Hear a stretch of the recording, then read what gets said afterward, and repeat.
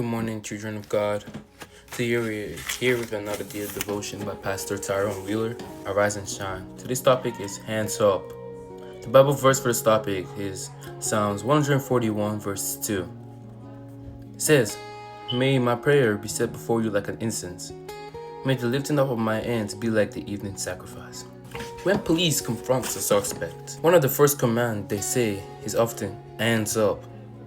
Raised hands show surrender and reveal that nothing is being hidden.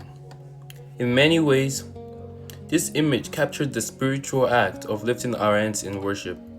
It's not an empty ritual or habit we mimic because others do it. It's a powerful act of surrender, devotion, and offering before God. David compared the lifting of hands to the evening sacrifice, a daily offering Israel presents before the Lord. This sacrifice symbolized devotion, thanksgiving, and reliance on God's mercy. Likewise, when we raise our hands, we present ourselves as living sacrifice. Our uplifted hands become a visible expression of an inward surrender, a fragrant offering rising to heaven. Paul echoes this in 2 Corinthians 2 verse 15, reminding us that believers are the aroma of Christ, spreading His presence everywhere we go. But lifting hands is more than symbolism. It's deeply relational. Lamentations 3:41 urges us, let us lift up our hearts and our hands to God in heaven. This reminds us that God does not just want raised hands, He wants raised hearts. When we lift our hands up, we're saying, Lord, you have all of me, my thoughts, my desires, and my future. It's a physical way of declaring that God is worthy of our complete devotions. The cross gives us the ultimate picture of surrender. Jesus stretches out His hands nailed to the wood as He gives His life for us. His arms extended in His love and sacrifice reminds us that surrender is not weakness, it's strength, courage, and victory. When we lift our hands, we echo His posture of surrender and say, not my will, but yours be done. A story told by preacher Alan Redpath illustrates this truth.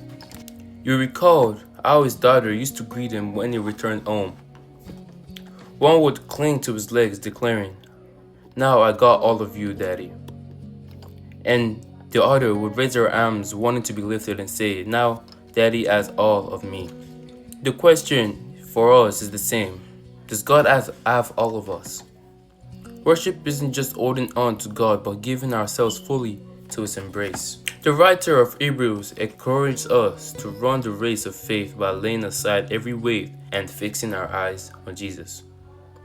Lifting our hands symbolizes the act of release, letting go of what entangles us, and reaching upward towards the one who gives us strength. When our hands rise, so do our hearts, moving us from the posture of burden to the posture of freedom. Practically, lifting hands is a universal sign of surrender. Soldiers raised white flags, captives' hands, and showed they no longer resist. In worship, the same principle applies. Raising hands is a declaration that laid down our defense, our pride, and our need for control. It's saying, Lord, I trust you, I depend on you, I surrender to you. Friends, when you worship, remember what your lifted hands signify.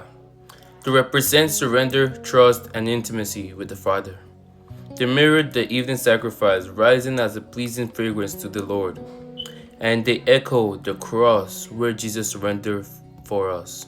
So lift your hands, not as empty gestures, but as offering of love and devotion to the one who has already given everything for you. This talks about lifting our hands up.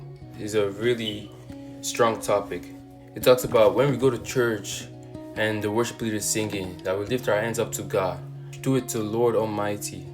That we should lift our hands up is a way of surrender, a way of letting go, a way of saying, oh Lord, I depend on you.